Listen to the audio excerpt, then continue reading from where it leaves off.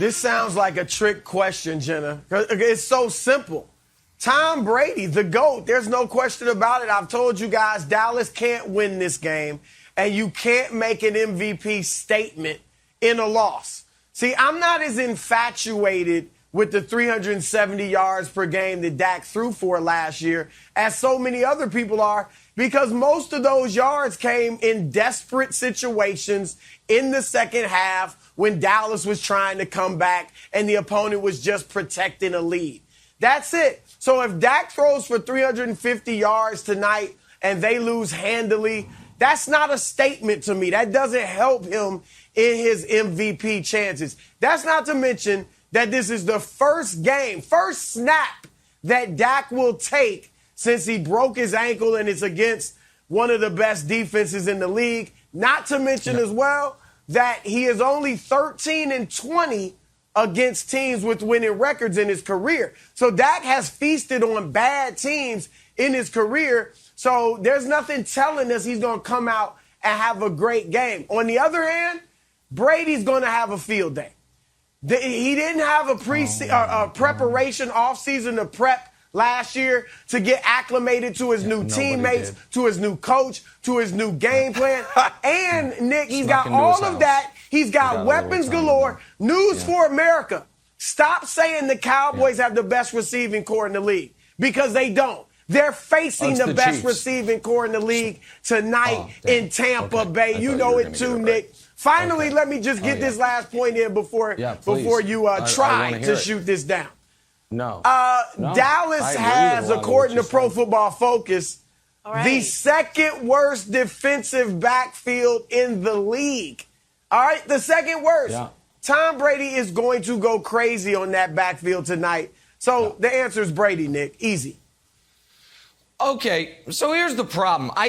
I think Dak for the season is a better MVP bet than Brady if we were doing things logically and fairly and we cared about truth and honesty in media. But evidently we don't, Wilds, because we have already, I can't believe it's happened. We've already retconned the way the Bucs won the Super Bowl. I am old enough to remember the day after the Super Bowl, when you know what the story was? Todd Bowles, not Tom Brady. It was TB, but it was TB on the defensive side. It was about how the Bucs defense held Patrick Mahomes and the Chiefs offense to 0 touchdowns. How for the first time in Mahomes' career, he was blown out. For the first time in Mahomes' career, they failed to, second time in his career, I think they failed to break 20. First time they failed to break 10. The story, when we were fresh off the game, the story was, what a marvelous performance by the Bucs defense. Not just in the Super Bowl, but in the second half of the NFC Championship game, when Tom Brady, every other pass was an interception. It was like, wow, is Todd Bowles going to get a head coaching job? Is Ndamukong Suh now allowed to punch quarterbacks in the face? Like, these were the topics.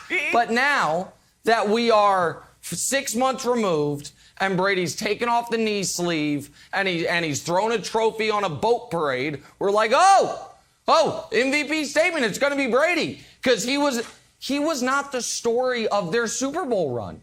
In the moment, it was the defense. It was the defense. It was the balanced attack. But we don't care about that anymore. So, of course, if the defense tonight dominates Dak and they win the way they won the Super Bowl, then I guess it'll be Brady making a statement, because Brady's ephemeral aura is just going to intoxicate his opponent and his own defensive players in a positive way. But that's not the story of last year's Bucs season, and it wasn't in real time. It's just what we've made it after the fact.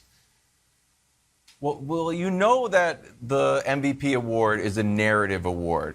So, Broussard, this is why I think Dak has a little bit more of a chance than Tom Brady to sort of make a statement. And I know that no one expects the Cowboys to.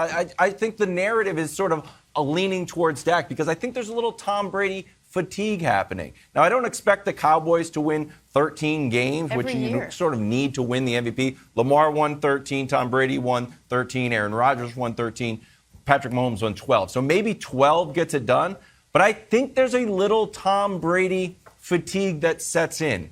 We saw it with Jordan winning MVPs. We see it with LeBron winning MVPs. And maybe it's been a victim. Tom Brady has been a victim. But if he was going to win MVP, I felt like there should have been more chatter about it last year. I don't think Tom Brady is going to win MVP this year because I think there's some Brady fatigue. Do you agree? No. First of all, Brady's only won 3 MVPs. Now, maybe there's fatigue of Tom Brady winning the Super Bowl, but not MVPs. Yeah. And I'm going to, share with you guys right now. I haven't told you this yet. Tom Brady is my pick to win the MVP this year. I never thought I'd say it. God. Never thought I'd choose. But you talk about narrative, Wilds. What better narrative than a 44-year-old guy winning MVP? So the narrative is great. All right. But secondly, we know they have a weak schedule. All right, only, I believe, 6 of the 17, I'm not sure what it is, but their schedule's light. All right, the schedule is weak. Yes. And then Brady's got weapons galore. Do I have to name them? Antonio Brown, trust me, big year from AB. All right, the other, Chris Godwin, Mike Evans, the 3 tight ends he's got because O.J. Howard's back. And, Nick, I won't even bring up Gio Bernard, who's going to be a monster in the flats this year for Tom Brady. Their record's going to be great. Brady's numbers are going to be very good. He won't have the best numbers in the league, but he will have great numbers. Last year, he threw for 4,600 yards. He threw for 40 touchdowns, which was the second most in his career. So he is going – Tom Brady is my pick for the MVP. He's got the narrative, he'll have the numbers, and he'll have the W's, Nick. Well, he'll definitely have the narrative. And I do actually think he'll have a lot of W's because you doubted your own recall on the stats. What sounded like what you were about to say is only 6 of their 17 opponents made the playoffs last year. That's correct. They, of course, listen, as some, by the, touch of God rule, every year Tom Brady makes the Super Bowl, and every year he has the easiest schedule. It's like, wait, I thought there was a strength schedule component. Nope. These are the rules we all must live by.